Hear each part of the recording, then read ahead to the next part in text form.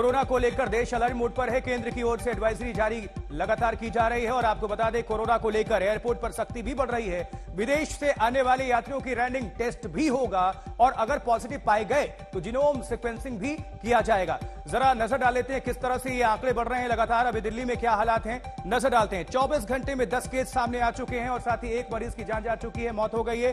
Positivity rate क्या है तो 0.14% फिलहाल है। गनीमत की बात, राहत की बात यह है। आगे बढ़ते हैं, आर्थिक राजधानी मुंबई की बात करते हैं। मुंबई में क्या हालात हैं तो पिछले 24 घंटे का अगर डेटा आपके सामने रखें तो 3 केस आ चुके हैं सामने।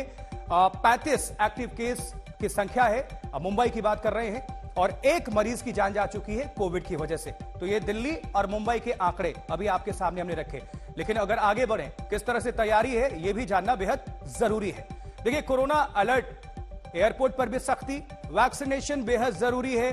2% रैंडम सैंपलिंग की जा रही है और बच्चों के सैंपलिंग नहीं की जाएगी। ये एयरपोर्ट की हम बात कर रहे हैं क्योंकि रैंडम टेस्ट का भी आदेश जारी किया गया है नागरिक उड्डयन मंत्री की तरफ से। वो भी हालात की समीक्षा कर रहे हैं, जायजा ले रहे हैं। जीनोम सीक्वेंसिंग की बात करें, थर्मल स्क्रीनिंग की बात करें और 2 गज की दूरी यानी सोशल डिस्टेंसिंग, कोविड नियमों का पालन बेहद जरूरी है। यानी कि सावधानी ही बचाव है। आप जितना सावधान रहेंगे जितना सतर्क रहेंगे उतना ही बचाव। लेकिन पर्यटकों के लिए क्या गाइडलाइंस है, क्या दिशा निर्देश हैं और क्या कुछ करना है तो देखिए, आपको बता दें 2% यात्रियों का रैंडम टेस्ट, जिसे रैंडम टेस्टिंग हम कहते हैं, ये आपको हम दिखा रहे हैं ग्राफिक्स के माध्यम से। और साथ ही आपको बता दें कि जो सैंपल के बाद जाने की इजाजत उनको मिलेगी। या तो आप सैंपल दें अगर आपको थोड़ा भी लक्षण लगता है, या फिर एयरपोर्ट के जो अधिकारी हैं वो आपको चुन लेंगे और आपको टेस्ट करवाया जाएगा, नहीं तो आपको यात्रा की अनुमति नहीं होगी। यह भी बहुत बड़ी बात है। पॉजिटिव सैंपल का जीनोम सीक्वेंसिंग करने के निर्देश हैं। यात्रा के दौरान लक्षण अगर मिले, दिखे, नजर आए तो आइसोलेशन में करना होगा। जैसे आपको याद होगा कि जब कोविड का जब लहर शुरू हो गया था उसके बाद से हमें ये हालात देखने को मिले थे। एक बार फिर से चूंकि चीन में कोरोना की वजह से कोहराम है, इसलिए भारत पूरी तरह से अलर्ट मोड पर है। अब आपको बता दें प्रधानमंत्री नरेंद्र मोदी ने भी बैठक ली। तो पीएम सर की जो बैठक हुई, क्लास ली उन्होंने, क्या कुछ हुआ लबोलुबाब देखिए। एक तो अधिकारियों को उन्होंने निगरानी के आदेश जारी किए, जो ये पहला अब आपको हम दिखा रहे हैं, और साथ ही ये जो दूसरा बिंदु, दूसरा पॉइंट देख रहे हैं आप, सार्वजनिक स्थलों पर मास्क जरूर लगाएं। खुद प्रधानमंत्री नरेंद्र मोदी जब संसद भवन पहुंचे थे तो मास्क पहनकर ही उनकी एंट्री हुई थी, उन्होंने पहना था।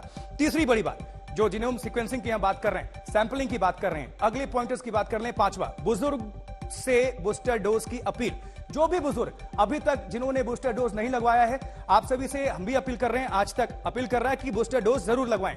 राज्यों को अलर्ट रहने का दिशा निर्देश जारी किया गया है। तो ये प्रधानमंत्री नरेंद्र मोदी ने जब ये बैठक ली तो ये बड़ी बातें थी, लबोलुबाब था। ब्रेकिंग न्यूज ये है कि कोविड को लेकर आ सकती है नई गाइडलाइंस। इस वक्त की ये सबसे बड़ी खबर। देखिए, स्वास्थ्य मंत्रालय हालात को लेकर निगरानी कर रहा है, मॉनिटरिंग कर रहा है, समीक्षा कर रहा है और नए साल के लिए भी जारी हो सकती है गाइडलाइंस, क्योंकि अभी देखिए क्रिसमस शुरू होने वाला है और साथ ही नए साल का आगमन होने वाला है। ऐसे में चैलेंज बहुत है। किस तरह से, एक विस्तृत रिपोर्ट आप सभी के लिए हमने तैयार की है, नजर डालिए।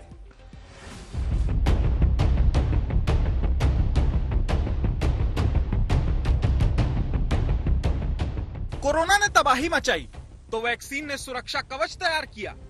पूरी दुनिया में भी और हिंदुस्तान में भी देश में युद्ध स्तर पर वैक्सीनेशन कार्यक्रम चलाया गया और लोगों को अलग अलग कंपनियों के डोज लगाए गए।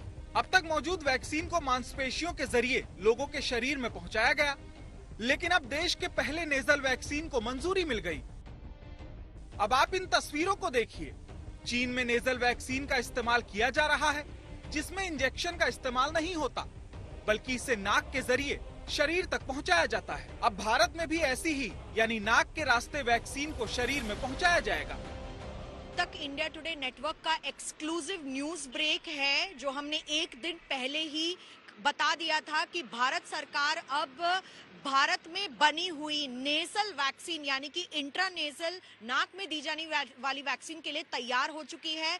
आज स्वास्थ्य मंत्रालय ने हमारी न्यूज ब्रेक पर मोहर लगा दी है।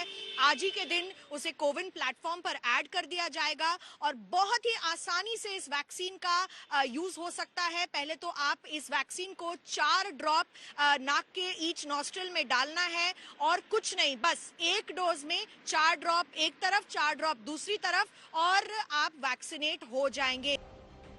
अब आपको बताते हैं कि देश की पहली नेजल वैक्सीन का नाम क्या है और इसे किस कंपनी ने लॉन्च किया है। नेजल वैक्सीन का नाम इनकोवैक है। इसे भारत बायोटेक ने लॉन्च किया है। पहले इसका नाम BBV 154 था, लेकिन अब इसे इनकोवैक के नाम से जाना जाएगा। बूस्टर डोज के तौर पर इनकोवैक का इस्तेमाल किया जाएगा। कोरोना के वैक्सीन को लेकर भारत ने रिकॉर्ड काम किया है। हमने अपने लोगों के साथ दूसरे देशों को भी वैक्सीन की सप्लाई की है। अब हिंदुस्तान उन गिने चुने देशों में शामिल हो गया है जिसके पास नेजल वैक्सीन मौजूद है। फिलहाल हमें मांसपेशियों में इंजेक्शन के जरिए वैक्सीन लगाई जा रही है। इस वैक्सीन को इंस्ट्राम कूलर वैक्सीन कहते हैं। नेजल वैक्सीन वो होती है जिसे नाक के जरिए दिया जाता है। क्योंकि ये नाक के जरिए दी जाती है, इसीलिए इसे इंट्रानेजल वैक्सीन कहा जाता है। यानी इसे इंजेक्शन से देने की जरूरत नहीं है और न ही ओरल वैक्सीन की तरह ये पिलाई जाती है। ये एक तरह की नेजल स्प्रे जैसी है। आज के संदर्भ में बूस्टर डोज बहुत इंपॉर्टेंट हो गई है, बहुत आवश्यक हो गई है। करीब 70 से 72% लोगों को इसकी आवश्यकता है, जो एलिजिबल पॉपुलेशन है। हम बहुत दिन से इंतजार कर रहे थे एक सेफ बूस्टर वैक्सीन का, और ये सेफ बूस्टर वैक्सीन आ गया है और ये नेजल रूट से दिया जाएगा। नेजल रूट का मतलब ये कि ये नाक के थ्रू एब्जॉर्ब हो जाएगा। नाक की जो झिल्ली होती है उसमें ऐसी शक्ति होती है, वो वैक्सीन को एब्जॉर्ब करके इम्यूनिटी बना लेती है। अब आप सोच रहे होंगे कि देश की पहली नेजल वैक्सीन का इस्तेमाल आप कब और कैसे कर सकते हैं, तो ध्यान से सुनिए। आपको इंतजार की बिल्कुल भी जरूरत नहीं है। कोविन पोर्टल पर नेजल वैक्सीन आज से ही उपलब्ध है, यानी आज से ही नेजल वैक्सीन ले सकते हैं। फिलहाल इनकोवैक सिर्फ निजी अस्पतालों में उपलब्ध होगी। हालांकि इस वैक्सीन को 6 सितंबर को ही इमरजेंसी इस्तेमाल की इजाजत मिल चुकी थी। नेजल वैक्सीन तो आ गया और बूस्टर डोज के तौर पर उपलब्ध भी है, लेकिन जानकार मानते हैं कि वैक्सीनेशन का अब कोई बड़ा रोल नहीं रह गया।